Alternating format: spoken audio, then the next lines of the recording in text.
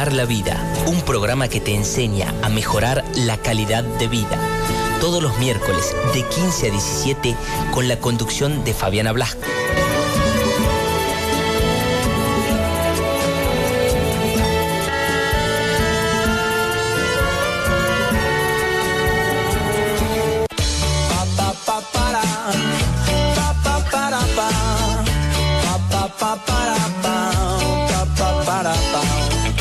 ¿Sabes cómo hacer para alegrarme el día?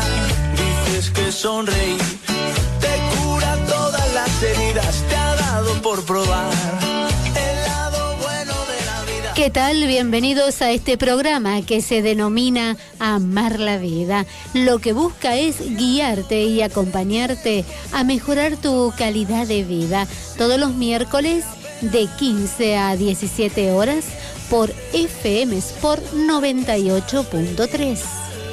Vamos a agradecer a nuestro operador, el señor Hugo Cuellar, y también a quienes hacen posible este programa. Distribuidora Portal, Panadería y Pastelería Chocolata, Calzados Verona y La Parada, estación de servicios. Hoy está hermoso el día a esta hora porque esta mañana teníamos la sensación térmica de 5 grados. La verdad que estaba muy fresquito y bueno, aquellos que salimos a la mañana temprano sentimos ese frío. Pero ahora está agradable, un sol hermoso, así que hay que aprovechar, escuchar la radio. Aquellos que les gusten tomar mate, capaz que en el patio de casa tienen la posibilidad de estar en el sol disfrutando de este día y tomando mate o haciendo también la sobremesa en familia. Bueno, todos escuchando FM Sport. Hoy va a ser un programa muy interesante. Nuestra invitada va a llegar después de las 3:30, 4 menos cuarto más o menos. Así que mientras tanto les voy a ir contando algunas cosas. Lo más importante que les quería contar es sobre un tema de pensiones. ¿Se acuerdan todo lo que pasó con relación a que algunas personas con discapacidad se les había quitado la pensión? Bueno, del 100% de las personas que se le quitaron la pensión, en realidad hay un 3% que son personas con discapacidad. El resto son personas que percibieron la pensión, pero justamente por temas de elecciones, por dádivas políticas, si te voto te lo doy. Y bueno, esas pensiones en un gran porcentaje, porque todavía no todas, han sido dadas de bajas. ¿Saben cuánto representan esas pensiones? 16 millones de pesos. Eso representan esas pensiones que ya se dieron de baja. O sea que para que ustedes vean que, estas protestas que se hicieron acerca de las pensiones, en realidad muy pocas fueron personas con discapacidad. Sí estuvo mal de parte del gobierno de no avisar con anticipación, por lo menos dar un plazo de 60 días, notificar para que aquellas personas que tenían una pensión que quizás era dudosa o que no estaba dentro de los parámetros que deben ser otorgadas las pensiones, solicitar que convaliden su discapacidad. Eso sí deberían haber hecho. Pero en porcentaje fue muy baja, estas personas. Entonces es importante saber que el gran porcentaje fue para personas que no tenían ningún tipo de discapacidad.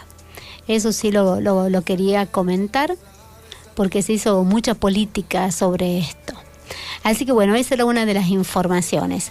Y para que ustedes se puedan ir comunicando a la radio, el teléfono fijo es 455-6088. Si quiere mandar un mensaje o bien un WhatsApp, el número es 381-537-3851.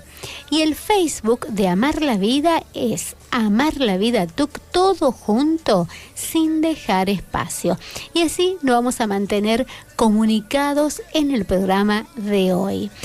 Y ahora vamos a hacer una pausa publicitaria para enseguida volver de lleno al programa.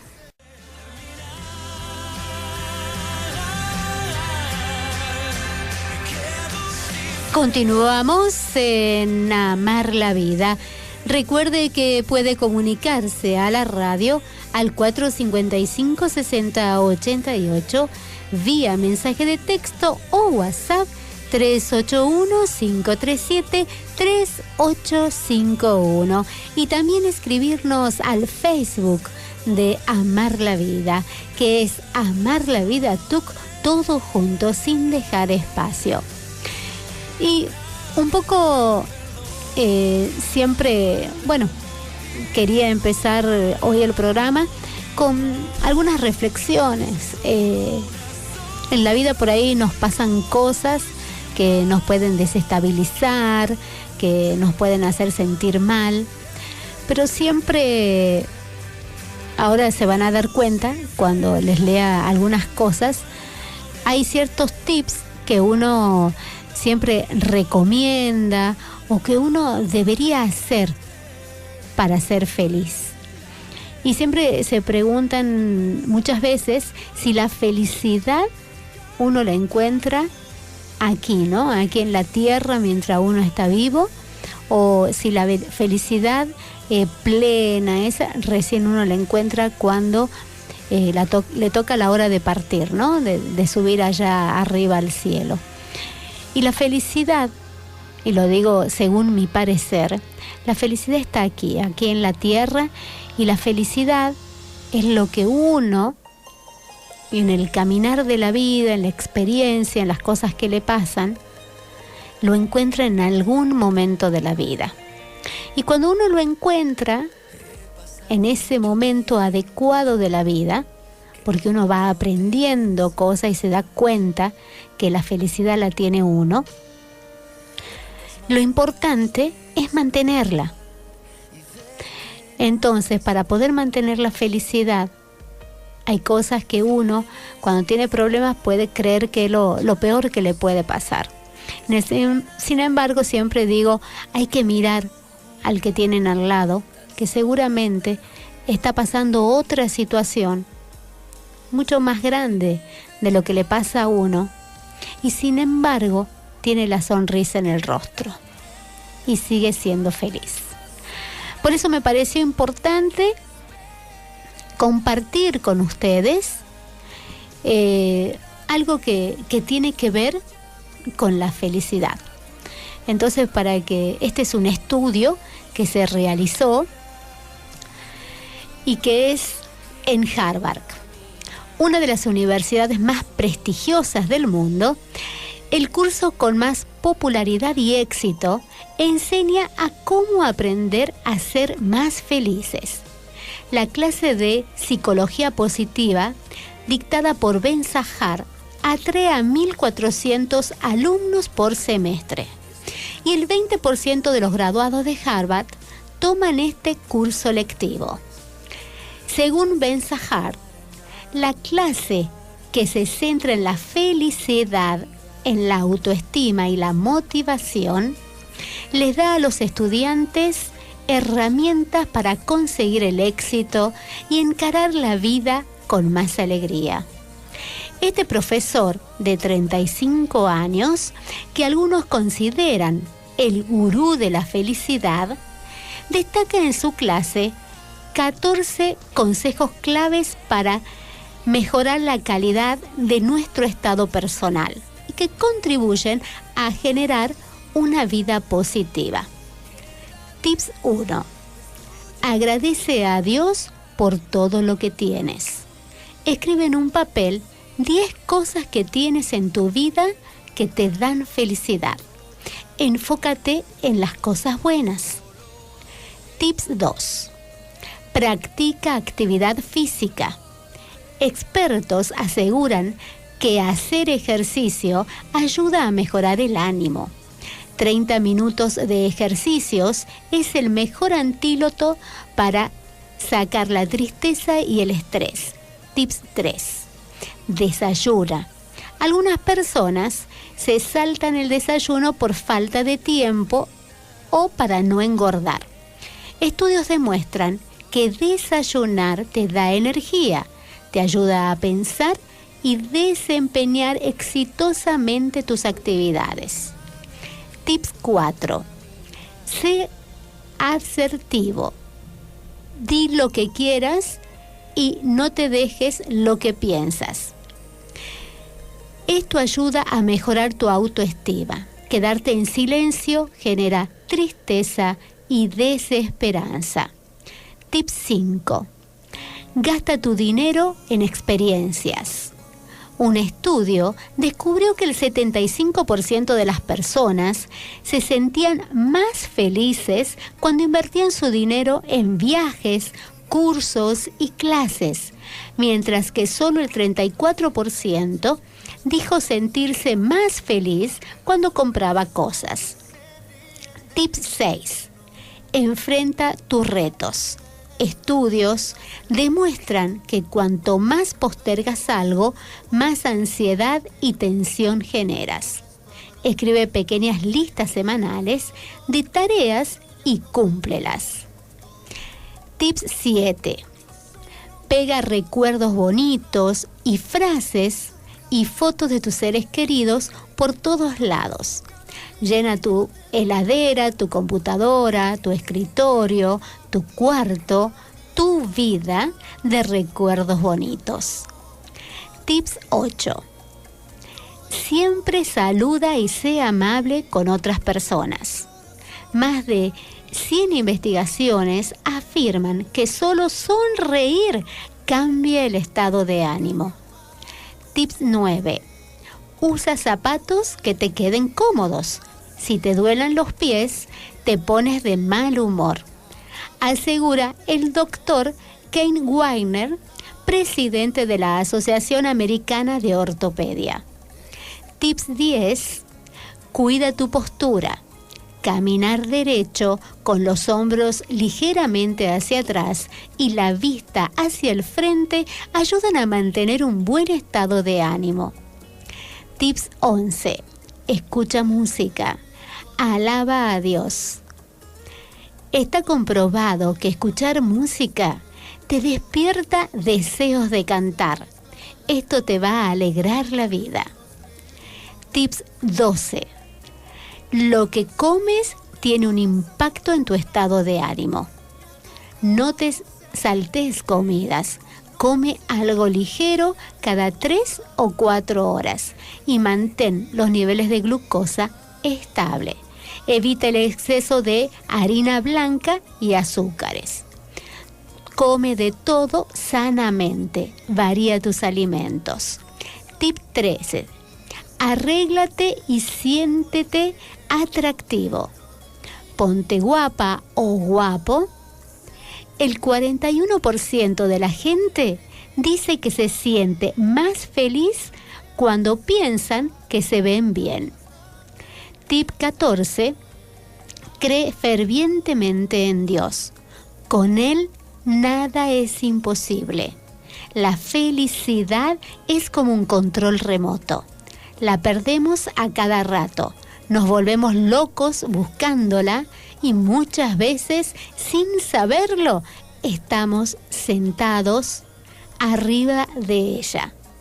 ¿Y qué hay que poner para lograr todos estos tips? Es tener 100% de aptitud. La verdad que me encantó estos tips de felicidad, de motivación que uno puede tener en la vida. Y a medida que ustedes iban escuchando estos 14 tips, seguramente decían, no, esto sí lo hago, esto no lo hago. Y bueno, y uno se empieza a preguntar, en realidad, que la felicidad es tan fácil de encontrarla y tenerla, que nosotros mismos nos boicoteamos nuestra propia vida. Siempre una de las cosas que digo yo, que la vida es tan simple que no sé por qué nos gusta muchas veces trasladar esa vida simple en compleja. Por eso, mientras yo escuchaba todos estos tips y ahora les decía a ustedes, siempre cuando uno se va a dormir y también cuando se levanta, lo primero que hay que decir, gracias a Dios. Por supuesto que cada uno puede ser de una religión determinada, dar gracias a Yahvé, digamos a Dios, cada uno tiene su creencia, ¿no? De un ser superior. Pero siempre dar gracias a la vida de poder estar hoy aquí. Siempre, por eso digo, hay cosas que por ahí uno no saben que les puede suceder, pero cuando uno sale de ciertas situaciones, se da cuenta que aún sigue con vida, que la sonrisa, como decía uno de los tips, es algo increíble. Siempre que uno tiene una sonrisa en el rostro, se va a sentir como iluminado, se va a sentir que todo le sale bien, porque la sonrisa dice mucho. La actividad física es fundamental para estar bien, con mucha energía, tomarse el día de otra manera, uno se siente más potente, con más ganas de hacer cosas. Así que es fundamental, y como decía, ¿no? En mi caso soy diabética, o sea que procuro tener las glucemias siempre a niveles normales. ¿Y cuál es el nivel normal? De 0,80 a 1,20. Esos son los valores en que debería estar la glucosa de todos los seres humanos. Otra de las cosas que me gustó mucho, ahí decían que llenar de fotografías, de frases lindas, la casa para poder leerlas, ver a las personas que uno quiere, pero sobre todo, digamos en mi caso de no poder ver, yo siempre en mi cabeza guardo recuerdos lindos, cosas que me han pasado, que me han hecho sentir feliz. Entonces, cuando uno está en una situación poco agradable o que a uno, pasa un mal momento, no sé, con los minutos, con la hora, uno revierte esa situación. Pero la revierte justamente con esto, ¿no? Con los recuerdos lindos, con los momentos que uno tiene que los pasó felices. Entonces es cambiar ese momento negativo por algo positivo. Y todas estas cosas que uno tiene para ser feliz dependen de uno. Siempre la oportunidad la tenemos, solamente que a veces estamos tan ciegos que no vemos lo que nos está pasando al lado y dejamos pasar ya sea ese momento de ser felices, a las personas. Entonces nos olvidamos de disfrutar la vida.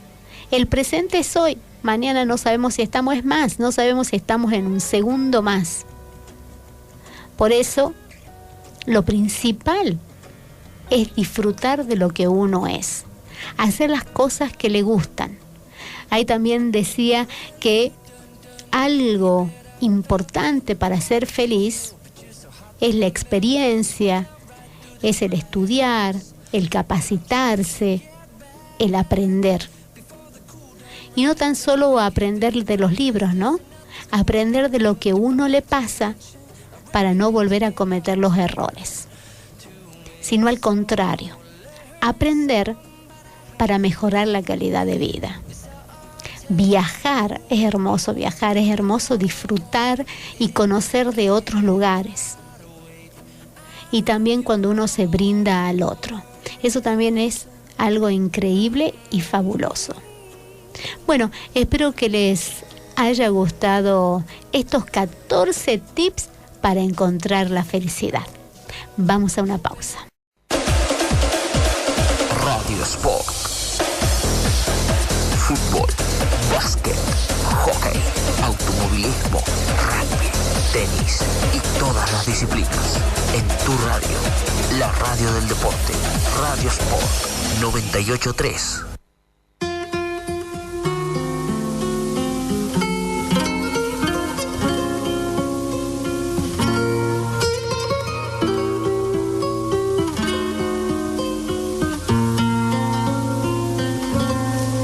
Gracias a la vida que me ha dado tanto, me dio dos luceros que cuando los abro perfecto distingo lo negro del blanco y en el alto cielo su fondo estrellado y en las multitudes el hombre que yo amo.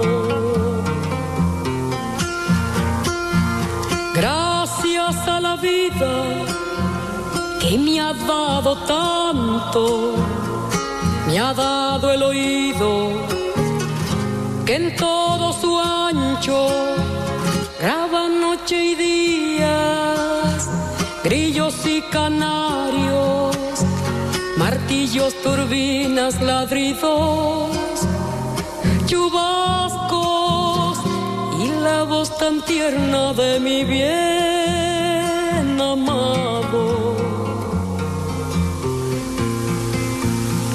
Gracias a la vida que me ha dado tanto, me ha dado el sonido y el abecedario, con él las palabras que pienso y declaro, madre, amigo, hermano y luz alumbrando la ruta del alma del que estoy amando.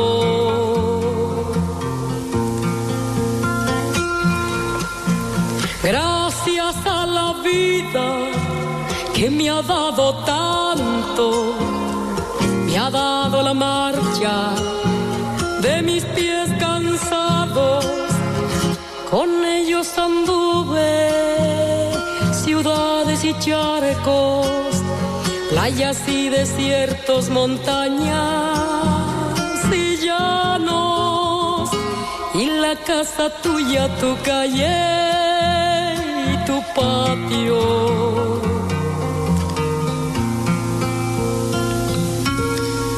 Gracias a la vida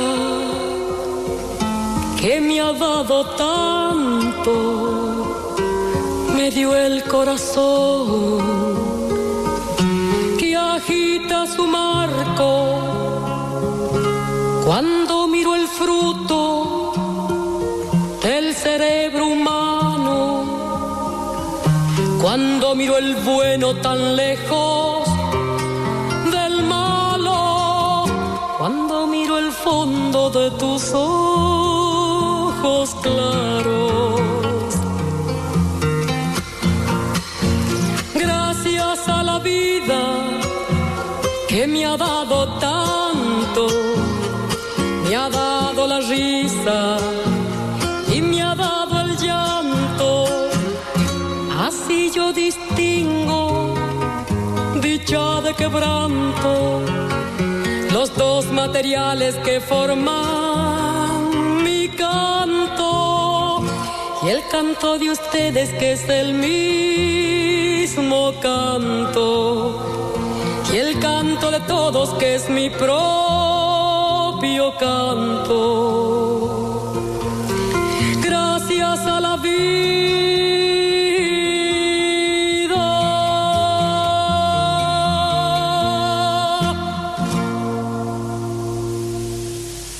Hermoso tema.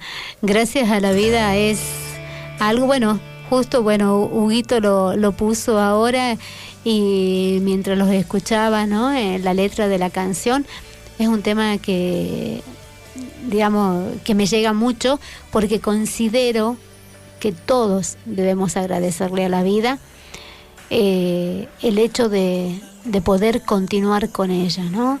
De cada una de las cosas que nos pasan, nos van haciendo madurar, nos van haciendo aprender y sobre todo a adquirir experiencia. Así que excelente, Huguito, justo puso este tema. Y hablando de la vida y todo eso, ahora también quiero, voy a compartir con ustedes y presten mucha atención también a estas palabras. Los ríos no beben su propia agua, los árboles no comen sus propios frutos. El sol no brilla para sí mismo y las flores no esparcen su fragancia para sí mismas. Vivir para los otros es una regla de la naturaleza. La vida es buena cuando tú estás feliz, pero la vida es mucho mejor cuando los otros son felices por causa tuya. Nuestra naturaleza es el servicio. Quien no vive para servir, no sirve para vivir. Por eso esta profesión que tengo de locutora y de comunicadora, siento que es prestar un gran servicio hacia los demás en cada uno de los programas y en lo cotidiano de mi vida, ¿no? Creo que cuando uno tiende la mano a la persona que por ahí nos está necesitando, quizás para escuchar, tan simplemente para escuchar, quizás uno pueda decir una o dos palabras, pero si la otra persona tiene el deseo de hablar, de comunicarse, lo mejor de un diálogo es la escucha. Y a veces hacemos tanto bien con escuchar que por ahí ni siquiera nos imaginamos. A mí me pasa muchas veces cuando voy caminando en la calle, que cuando llego a las esquinas y tengo que cruzar, por ahí aparece una persona y me pregunta si quiero que me ayuden. Siempre digo sí. Y el cruzar la calle, capaz que vamos para el mismo sentido o por lo menos una cuadra, 1 o 2 cuadras. Y en ese caminar uno va conversando, va preguntando cosas, se va conociendo. Y muchas veces las personas empiezan a contarte cosas. Y el hecho de haber escuchado a esa persona, nada más que una cuadra por ahí, cuando nos despedimos yo siempre doy las gracias por haber tenido la referencia de ayudarme en esa cuadra a caminar por lo menos con alguien, más alegría, no sola. Siempre dicen, por lo menos en un porcentaje alto, dicen las personas, no, me dicen, gracias a vos por escucharme. Entonces siempre digo que la escucha es algo formidable que deberíamos tener todos los seres humanos. Y sobre todo, el poder colaborar al otro. Y como decía lo que recién había leído, el prestar el servicio. Cuando nosotros prestamos servicio, primero a nosotros, ¿no? Primero a nosotros, a reconocernos a nosotros lo que somos capaces de hacer para nosotros mismos. Porque muchas veces el ayudar a los demás sin ayudarnos a nosotros mismos es porque queremos tapar las cosas que nos pasan.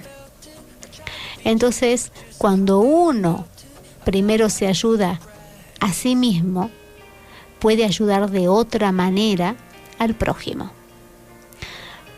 Así que para todos aquellos por ahí que no saben qué hacer, que están en la casa, hay gente que quizás esté depresiva, que se encuentra sola, una gran compañía es la radio, que siempre está presente en casi todos los hogares. Y cuando se sienta sola, y como decía antes también con los tips que leí hace un rato, póngase a escribir. Recuerde aquellas cosas que los hicieron felices.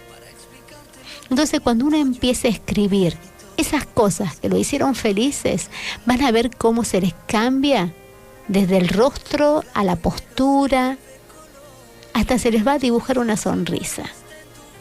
porque esos recuerdos de esos momentos felices les alegra el corazón. Y una persona, cuando logra el equilibrio de los pensamientos, de el corazón, de esos sentimientos con las palabras, es cuando encontramos la felicidad, que hay una coherencia entre lo que pienso, entre lo que siento y lo que digo.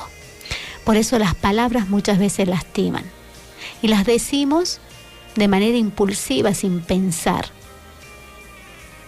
Hay muchos que dicen que las palabras es el arma hablando de arma, de como un puñal, una pistola, es lo más fuerte que hay, porque las palabras hieren. Por eso cuando hablamos tenemos que cuidarnos de qué decimos al otro. Vamos a una pausa.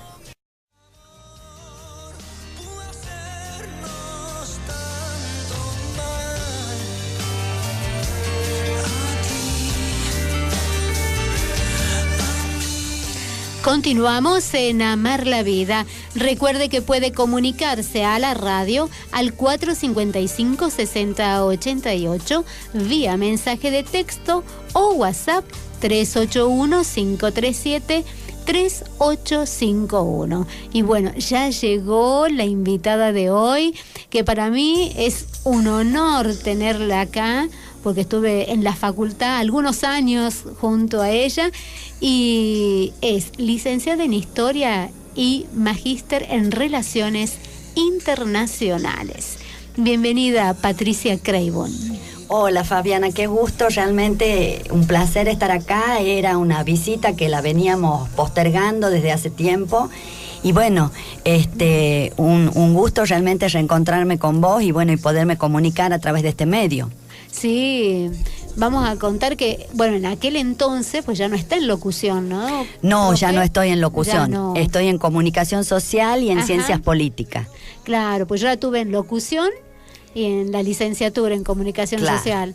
Sí, pero bueno, ya era, digamos, como muchas horas de clase, así que ahora estoy en la carrera de comunicación social y en la de ciencias políticas, que también ahí con las dos materias, historia y relaciones internacionales. Perfecto. Bueno, esto es en la Universidad del Norte Santo Tomás de Aquino. Exacto. Ahí. Y un poco, bueno, a mí me sale tantos años y más allá, pero sigo diciendo profe. Sí, está perfecto. Ya me deberías tutear, Fabi, ya. A esta altura del partido ya somos colegas. Sí, tantos años. Pero bueno, yo siempre en la radio y a la gente que bueno, por ahí me conoce, siempre digo, le digo, mi profe Patricia fue la que me enseñó a estudiar. Oh, mira vos, es un mérito muy grande, ¿no? Eso debe ser Sí. cosa tuya. Yo probablemente nada más que algún instrumento o algún empujoncito, pero los que aprenden a estudiar es porque tienen verdaderamente una vocación. No cualquiera le gusta estudiar, no cualquiera.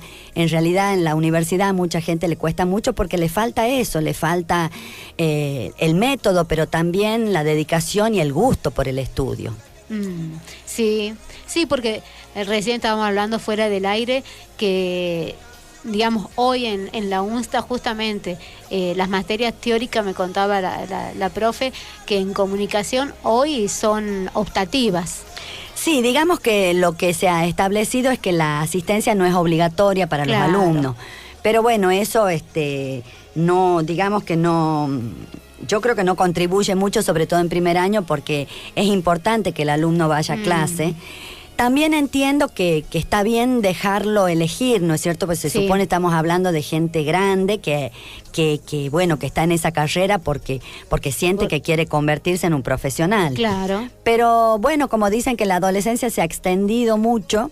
Antes era adolescente hasta los 20, ahora parece que llega hasta los 30 más o menos. Sí. Entonces por ahí los chicos nuestros todavía son un poco chicos, un poco inmaduros, Claro, y bueno, no. sí, y les digamos hace falta un poquito de rigor y de exigencia, ¿no?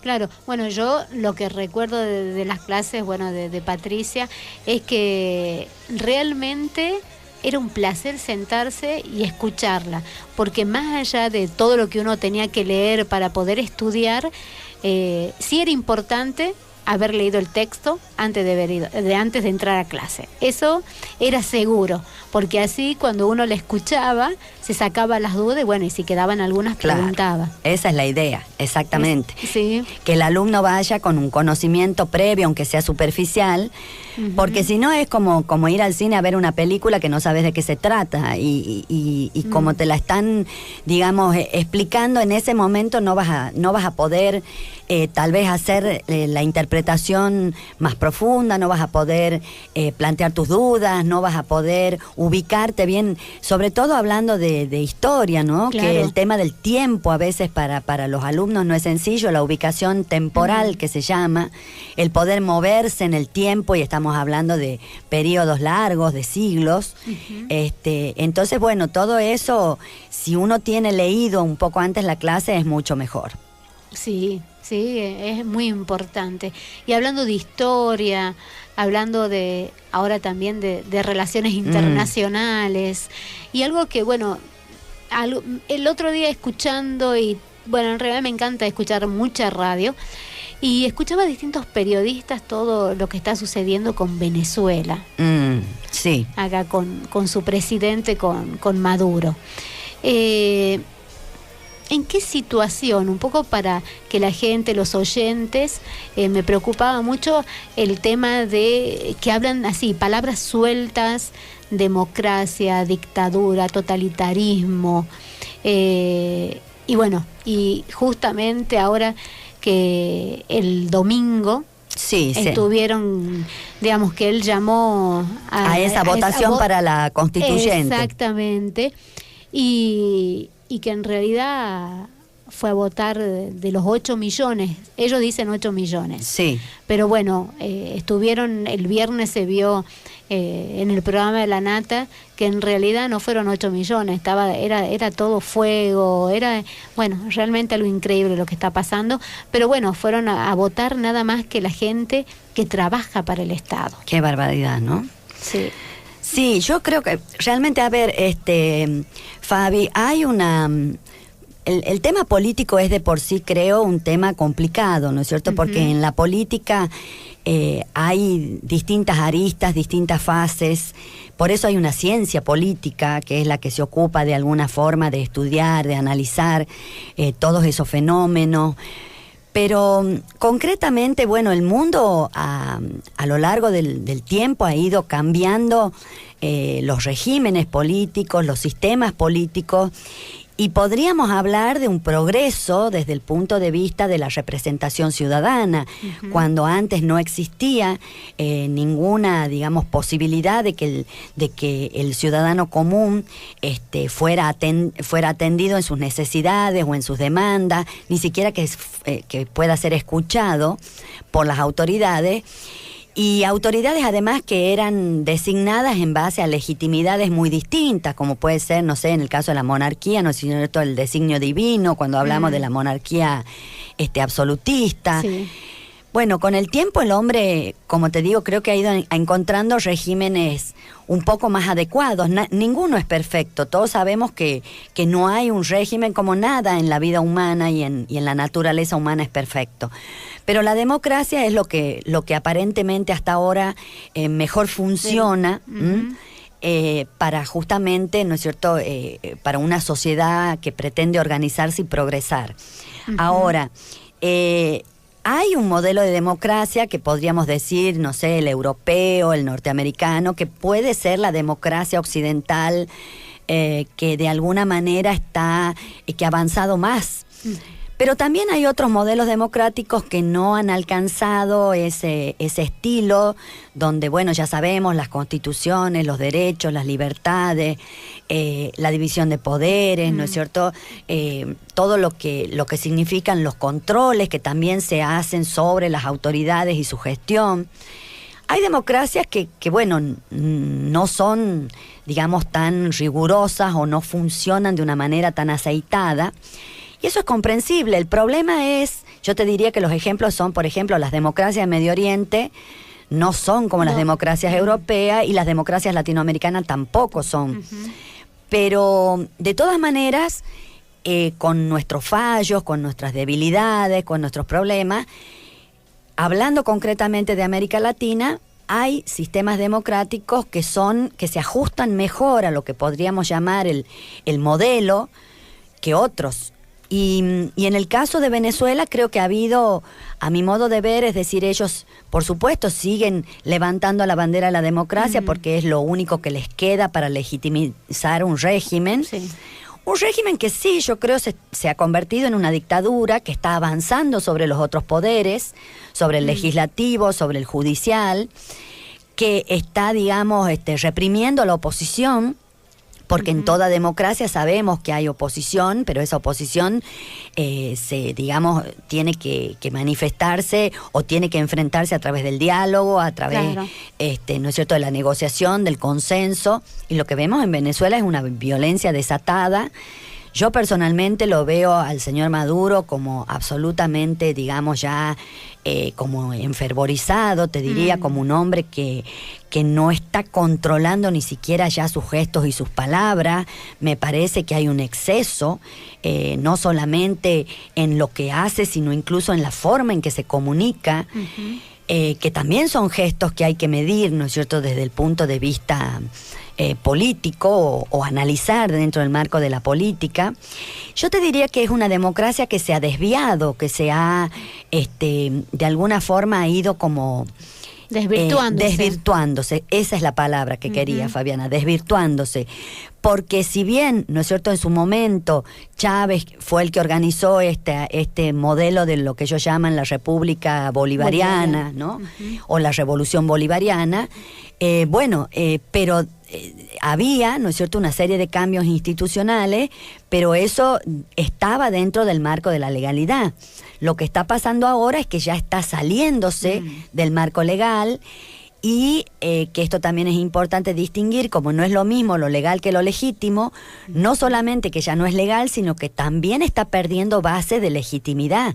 Claro. Porque cuando hay, ¿no es cierto?, una oposición y cuando hay, sobre todo, las denuncias que hay desde, no sé, distintos, ¿no es cierto?, partidos políticos, desde distintos lugares de la sociedad que están planteando el sufrimiento al que se está sometiendo al pueblo de Venezuela, violencias de toda índole, no solamente física. Bueno, entonces se supone que un gobierno tiene que, digamos, frenar de alguna forma, reevaluar la situación, modificar ciertas cosas, como te decía, consensuar y buscar salidas que sean dignas y que sean verdaderamente democráticas. Y yo creo que no es el caso de Venezuela. Es más, yo recuerdo que en algún momento, a raíz de la elección del presidente Trump en Estados Unidos, hubo un senador que sostenía que era necesario someter al candidato o a los candidatos a un pequeño, no sé si tan pequeño, pero a un test psicológico. Es decir, a ver quién va a ser el que nos va a gobernar.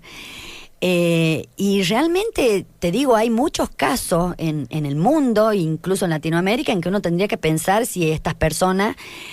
No digo que, no estoy diciendo que sean dementes, ni mucho menos, pero sí que puedan tener, ¿no es cierto?, ciertas alteraciones o ciertas, ¿cómo te voy a decir?, disfunciones emocionales o psicológicas que, bueno, esto tiene un costo muy alto, porque cuando estas personas adquieren semejante poder o semejante, digamos, capacidad... para dominar al resto, bueno, estamos hablando de cosas sumamente graves, ¿no? Sí, porque, digamos, como que ni siquiera ellos mostraban justamente esto, ¿no? De cuando fue a votar Maduro, dice que inmediatamente apagaron las cámaras cuando él iba con su tarjetita de la patria, y pasaron en el postnet y salió, no existe. Dice que fue increíble las caras. Mira vos. Entonces también, ¿no? Digo yo, se apagó la cámara. Sí. ¿Qué habrá pasado después? Porque él no está en sus cabales. Sí. Entonces, no sé qué habrá hecho con la gente esa. Claro, por eso te digo, hay como te decir, pero más allá de él como persona, también hay una responsabilidad importante de todo el sistema que lo rodea. Sí. ¿No? Es decir, un hombre solo no puede llevar a cabo lo que él está haciendo. No. Entonces ahí hay una complicidad, te diría, de su entorno. Incluso, bueno, lo que se ha debatido también bastante en los medios es el papel que juegan las Fuerzas Armadas, Sí, porque las Fuerzas el apoyo Armadas, que tiene. claro, él se está apoyando en eso. Si Sí. las Fuerzas Armadas le quitaran el apoyo, bueno, es probable, ¿no es cierto?, que el debilitamiento se diera en 48 Sí, horas. total, sí. Hay una cuestión que yo creo que por eso los demás países y las organizaciones como la ONU y todo, bueno, están demandando que se frene esta cuestión y que se pueda de alguna manera encontrar una vía para resolver, porque si no, Fabiana, el otro riesgo es digamos que esto, como dicen algunos, sea ya una guerra civil larvada. Es decir, que Venezuela se encamine, ¿no es cierto?, a un enfrentamiento interno que, bueno, ya en eso mejor no pensar. Claro, pero eso también, ¿no? Le decíamos, bueno, quizás lleguen a una guerra civil, pero el tema está que los únicos que tienen armas son las Fuerzas Armadas. Claro. Los ciudadanos ya no tienen nada. No tienen capacidad. No. Claro, el problema, dicen algunos, es que si las Fuerzas Armadas se fracturan, entonces habría un sector que lo apoyaría a Maduro y el otro sector, digamos, que los se civiles. aliaría con la oposición, y ahí sí, ¿no es cierto?, tendrías como dos ejércitos. Claro, sí. Creo que son, por supuesto, ojalá que eso no esté suceda, muy lejos, sí. no suceda, pero bueno, hay que considerarlo como posibilidad. Otro país que ha estado también vecino de Venezuela, que ha estado en la década pasada muy complicado, ha sido Colombia. Sin embargo, por otra cuestión, ¿no es cierto?, por Sí. la FARC, el narcotráfico, etcétera. Pero bueno, Colombia evidentemente ha encontrado una forma de resolver el problema. Como vos sabes, ya las FARC se han desarmado, Sí. ahora se han convertido en partido político. Es decir, a pesar del costo enorme de vidas que ha tenido ese conflicto, que ha sido larguísimo, además, porque se inicia en los años 60 y recién terminó en la década pasada o en el 2000 y algo. Sin embargo, bueno, Colombia ha podido encontrar la manera para salir de esa situación. Sí. Esperemos que con Venezuela pase lo mismo. Yo sinceramente no creo que pueda encontrarse una solución con estos actores. Sí. Con Sí. este señor presidente, pues ya te digo, él evidentemente está empecinado en que las cosas tienen que ser como él las dispone, y bueno, y no hay otra vía. Sí. Sí, es triste, ¿no? Por la gente. Yo me emocioné mucho cuando escuchaba a un artista Sí. que decía, me voy de mi Venezuela, espero volver algún día. Sí, hay una migración muy importante. Bueno, Sí. Yo he estado hace poco en Buenos Aires y es impresionante la cantidad de chicos jóvenes venezolanos que son taxistas o que atienden negocios, Sí. o que están, ¿no es cierto?, empleándose y buscando, porque muchos de ellos han dejado a sus padres más grandes y bueno, se han venido a la Argentina o se han ido a otros países, a vecinos, a tratar de encarar una nueva vida. Sí, es muy triste eso. Y también hablando así, bueno, tenemos el caso de Venezuela y ahora que, bueno, Putin, Sí, digamos, en la situación con el presidente de Estados Unidos, que como decía, ¿no?, tendríamos que haber pasado una gran prueba psicológica sí, el señor con Trump. Putin decidió expulsar a 755 diplomados, Sí. ¿sí? Esa decisión que tomó. Norteamericanos. Sí. Bueno, el tema entre Rusia y Estados Unidos, aparte, ¿no es cierto?, olvidemos la Guerra Fría, que como vos sabes fue el enfrentamiento de toda la segunda mitad del siglo XX prácticamente. La cuestión con Rusia, yo veo lo siguiente. Indudablemente Rusia tiene todas las condiciones para ser una superpotencia, Y después de la caída de la Unión Soviética, pasaron una década aproximadamente en que Rusia estuvo en muy malas condiciones desde todo punto de vista, sobre todo en lo económico, también en lo político y desde el punto de vista incluso de su producción, de su logística, de su organización. Pero desde que tomó el gobierno Putin, que es en el año 2000, bueno, Rusia ha ido, la Federación Rusa, que es actualmente, ha ido levantándose y ha ido reorganizándose.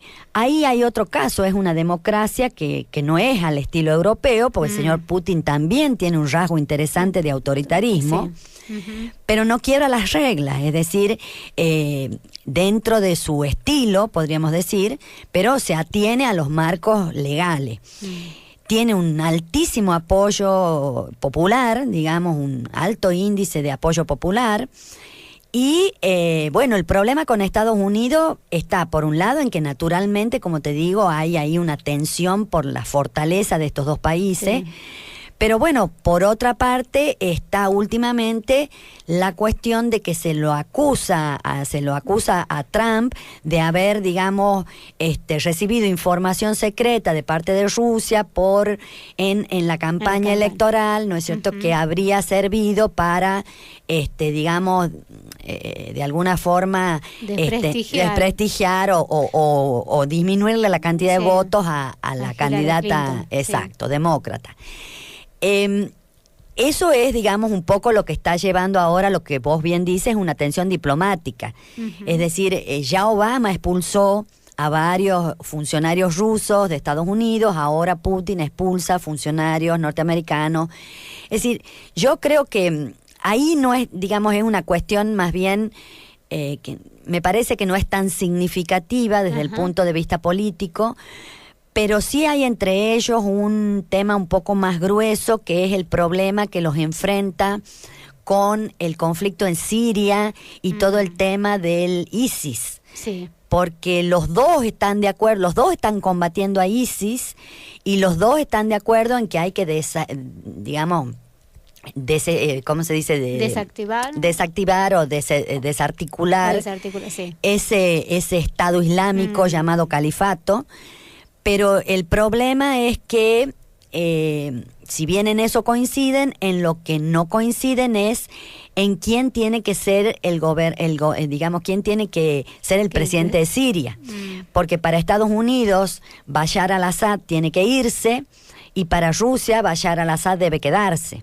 Claro. Entonces, en esa cuestión, digamos, es donde las acciones no son coordinadas, donde actúan, te diría, de alguna forma unilateralmente. Por eso Estados Unidos la vez pasada lanzó esa bomba famosa, la madre de todas las bombas. Sí. Por eso también la Federación Rusa ordena ataques que no son ni siquiera comunicados a los Estados Unidos. Ahí hay, un foco de tensión importante. Y el otro son las sanciones económicas que le ha puesto Estados Unidos a Rusia cuando se produjo el conflicto con Ucrania, y específicamente cuando en 2014 Rusia tomó, con el pretexto, digamos, del plebiscito, porque siempre se usa eso, ¿no es cierto?, como argumento, para ocupar la península de Crimea, que está en el Mar Negro. Entonces, Crimea, que le pertenecía a Ucrania, le fue arrebatada por Rusia, y ahí entonces reaccionaron la Unión Europea y Estados Unidos con una serie de sanciones económicas que han sido muy importantes, porque Rusia vive prácticamente de la exportación de energía, de petróleo, de gas, de carbón, a fundamentalmente los europeos, y tiene otros socios como los chinos, que son importantes. Sí. Pero esto también es un tema, ¿no es cierto? Putin lo que ya ha declarado en más de una oportunidad es que se le levanten las sanciones porque digamos, es como que las sanciones vienen, según la perspectiva de Putin, a ¿cómo te diría?, a sancionar, siendo redundante, una acción o una actividad que se ha realizado dentro de lo que es el área de influencia rusa.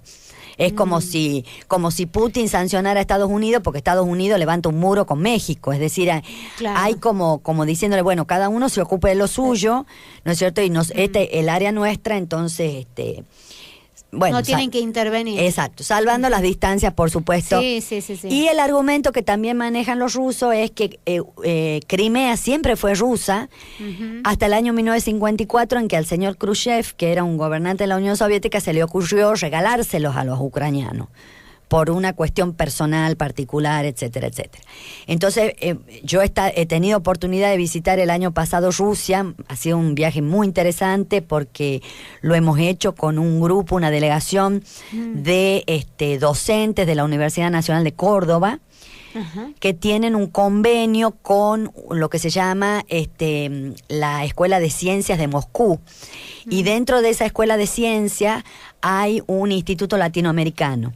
Entonces ha sido muy interesante porque allá nos ha recibido este equipo de gente que habla en español. Esa es la maravilla, porque si no en ruso, digamos, es como imposible. Sí. Y bueno, y a mí me resultó muy interesante porque yo por primera vez en mi vida he escuchado conferencias de rusos y desde la perspectiva rusa, porque lo que nosotros siempre hemos oído han sido las versiones norteamericanas o a lo sumo europeas, ¿no es cierto?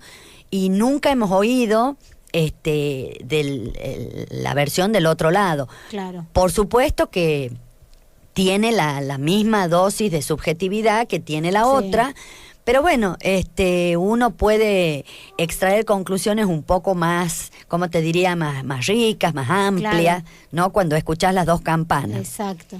Qué interesante. Sí, muy interesante, porque además es una visita que tiene, por la mañana, digamos, son las conferencias, y a la tarde hay una especie, ¿no es cierto?, de visita a lugares históricos, a lugares importantes.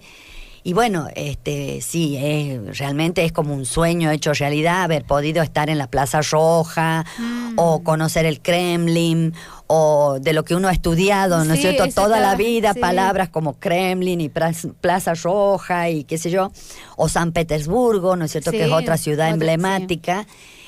Y bueno, y uno ahí recorre buena parte de todo el siglo XX, desde, no sé, la caída de los zares, porque también visitas el Palacio de los Zares, de manera que es, y lo que yo he notado en Rusia es que, sobre todo la juventud, tiene yo te diría, un profundo nacionalismo, son muy nacionalistas, están muy orgullosos del país que tienen, y bueno, gente que también ha modificado mucho su estatus económico, es decir, la Unión Soviética terminó en la quiebra, en la ruina, y yo te diría que el 70% de la población rusa estaba, no digo en la pobreza, pero estaba por debajo de lo que nosotros consideramos la clase media. Y bueno, ahora hay un importantísimo porcentaje de esa población que ha subido digamos, de las clases medias bajas a las clases medias y medias altas, y también hay un porcentaje muy importante de gente que ha salido de la pobreza, porque hay una reactivación del campo, hay una serie de inversiones. O sea, lo que uno ve es un país próspero, pero también ve un país que quiere volver a ocupar el lugar de potencia, ¿no es cierto? Y tiene la vocación de disputarle, digamos, a Estados Unidos o a otros liderazgos, al menos lo que ellos llaman su área de influencia natural, que sería, ¿no es cierto?, lo que antes eran las repúblicas soviéticas. Claro. Sí. Muy interesante. Sí, además los rusos, yo pensaba encontrar gente muy fría, se me ocurría que eran algo así como uno vulgarmente piensa los alemanes, ¿no? Los nórdicos, no sé, los suecos, no, los rusos son bastante parecidos a nosotros, son muy emocionales, hablan fuerte, tienen un tono de voz alto, usan mucho las manos para hablar, y se nota, ¿no?, que son así, digamos, después mirando un poco la cultura uno se da cuenta, la música, la literatura, todo lo que Rusia ha producido desde el punto de vista artístico y cultural es intenso, ¿no? Así que sí, así es su población, una población intensa y bueno, muy interesante realmente. Lindo viaje entonces. Lindo viaje, sí. Bueno, vamos a una pausa publicitaria y enseguida volvemos.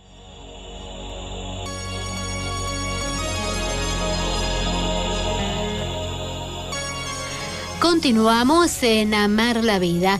Recuerde que puede comunicarse a la radio al 455-6088 vía mensaje de texto o WhatsApp 381-537-3851. Y bueno, hemos recibido bastantes mensajes. Dicen que es muy clara a la hora de explicar, profe. Como siempre. Bueno, muchas gracias. Como siempre, eso siempre es así. Yo digo, siempre cuando iba a las clases, para mí era como que me estuvieran contando un cuento. Muchas gracias. Sí. Eso, bueno, es importante saberlo, pero bueno, todos los profesores deberían poder explicar, porque para eso son profesores, ¿verdad? Sí, y después otro de los mensajes dice que realmente debe ser excelente como profesora. Bueno, muchas gracias. Así que bueno, ahí tiene esos mensajes. Sí, sí, sí. Y un poco, bueno, ahí que estábamos hablando recién, la situación hoy también de un país que, bueno, que todo el tiempo están ahí, como dice, con el tenedor y el cuchillo, con Estados Unidos, con las cosas que dice Trump, todo. Corea del Norte. Ah, Corea del Norte. Bueno, Fabiana, en realidad tenemos un mundo bastante complicado, ¿no es cierto? Y como bien estás diciendo, hay tensiones en varios puntos, en varias regiones. El tema de Corea del Norte, bueno, todos sabemos que Corea del Norte es un país comunista. La península de Corea se dividió después de la Segunda Guerra Mundial en Corea del Norte y Corea del Sur.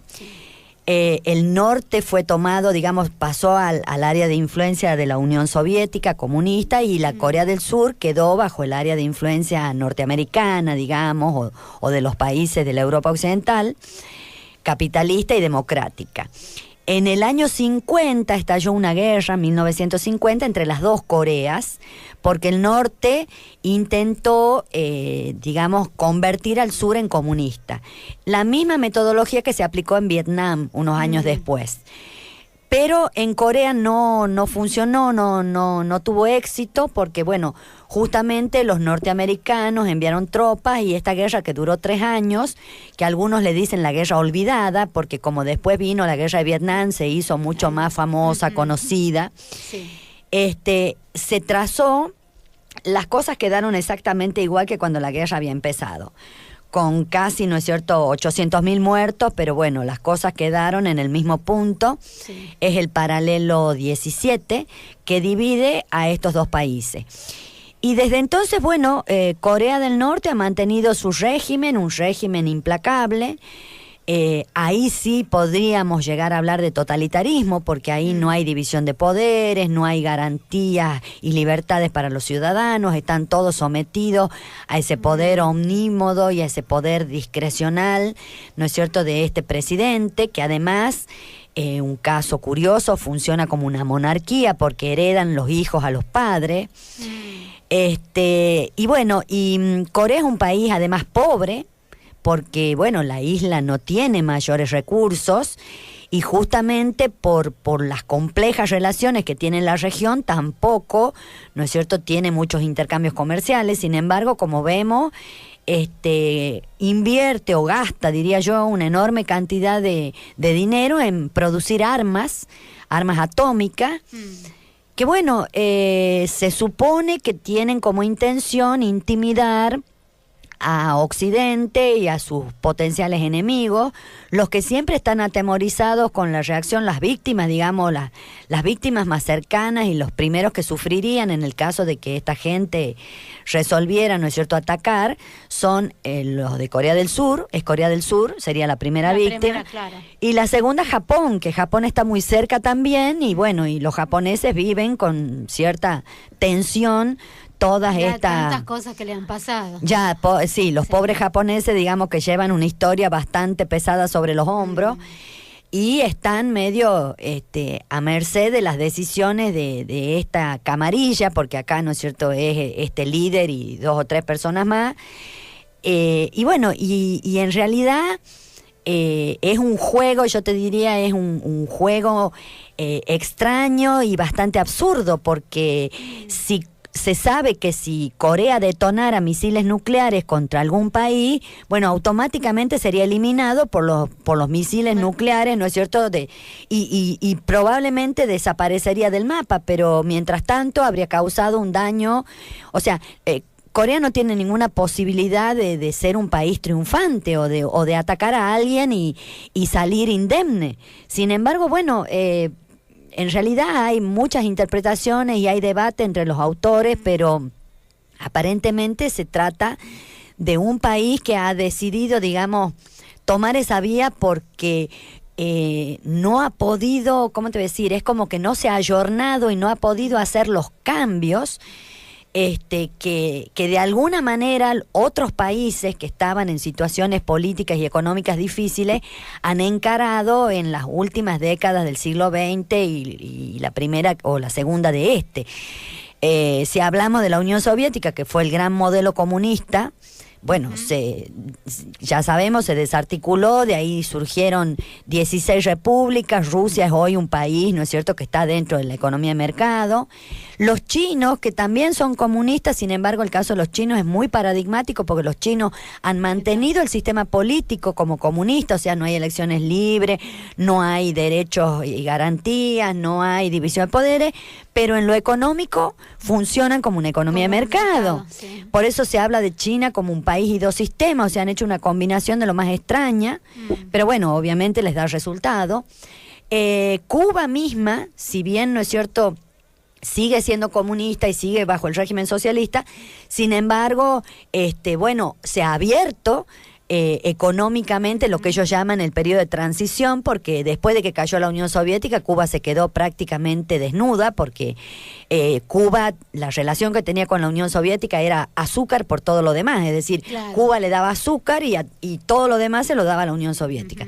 Cuando cae la Unión Soviética, ellos entran en una crisis muy grave, y poco tiempo después es que empieza, ¿no es cierto?, a abrirse parcialmente la economía en esto que algunos llaman economía mixta, porque hoy en día, ¿no es cierto?, las grandes cadenas de hoteles, el turismo, los famosos all inclusive de las líneas europeas, no norteamericanas, tienen en la isla, ¿no es cierto? De hecho, bueno, cuando la gente va a Cuba, habla maravillas del servicio, de los hoteles, de las playas, etcétera, etcétera. Pero bueno, eso es, digamos, un ingreso que tiene el Estado, el gobierno, y son puestos de trabajo, pero esa no es, digamos, es nada más que una parte de la economía que sigue siendo socialista. Entonces, creo que los únicos que han quedado así como en el tiempo y no han modificado absolutamente nada son los norcoreanos. Y entonces, bueno, es probable, ¿no es cierto?, que entiendan o que crean o que esperen que por esta vía, ¿no es cierto?, del fortalecimiento militar, bueno, eso los conduzca a algún lado. Realmente me parece que es un absurdo, pero bueno, así funciona. Ellos creen. Es probable. Sí. Habría que ver ¿cómo te voy a decir? Qué capacidad, qué visión y qué capacidad política tienen esos dirigentes, ¿no? Sí. Hay, bueno, hoy en día esta es la situación internacional en la que estamos viviendo. Y después, en relación a algo que está pasando aquí en la Argentina, que bueno, que se fue a la ONU, sí, con todo el tema de los derechos humanos, que intervinieron, todo, es Milagros Salas. Oh, bueno, yo creo que ahí hay, digamos,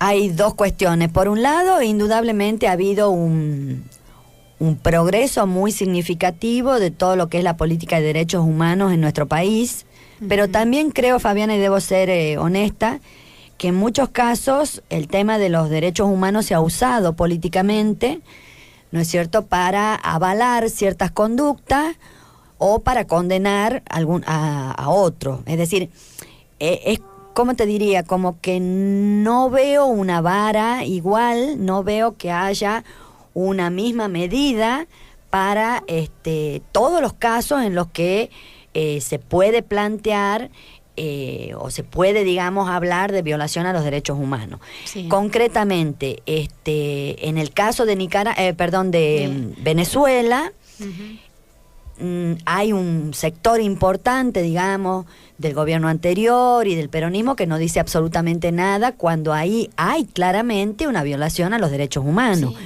porque es el Estado, porque cuando hablamos de derechos humanos planteando que hay un abuso de parte del Estado sobre la ciudadanía. Yo creo que en el caso de Venezuela es innegable, sí. ¿No es cierto? Está ahí, está para que en la imagen está, pero bueno, sin embargo, no se expresan. De eso no hay expresiones, de eso no hay condena, de eso no hay, incluso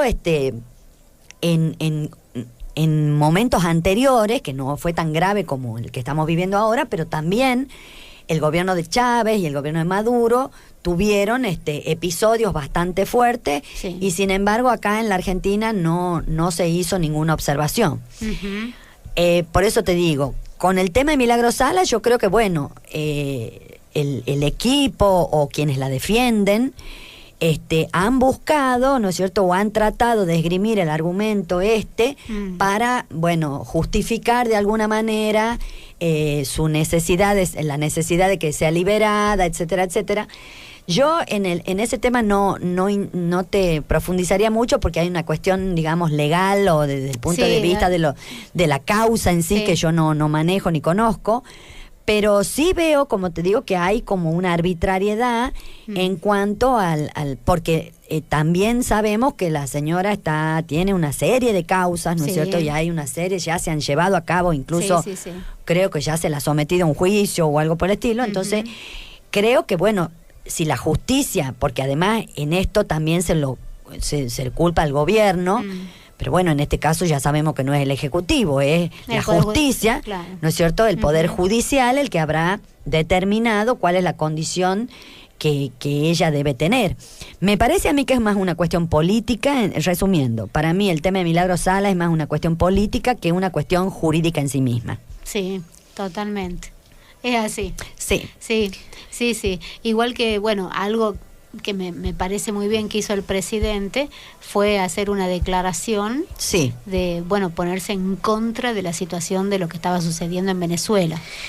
Sí, yo creo que, bueno, también eso, ¿no es cierto?, forma parte de lo que podríamos llamar, que esperemos, ¿no es cierto?, porque acá no estamos hablando ni a favor ni en contra de un gobierno, sino esperemos que se pueda realizar con este gobierno, con el que venga, o yo estoy hablando en términos como piensa alguien que estudia historia, en un tiempo, como diríamos, desde el punto de vista histórico, en un tiempo mediano, es decir, como para que más o menos, no sé, tal vez yo no lo vea, pero que lo vean mis hijos, ¿no? Sí. Algo así, como unas cuantas décadas hacia adelante.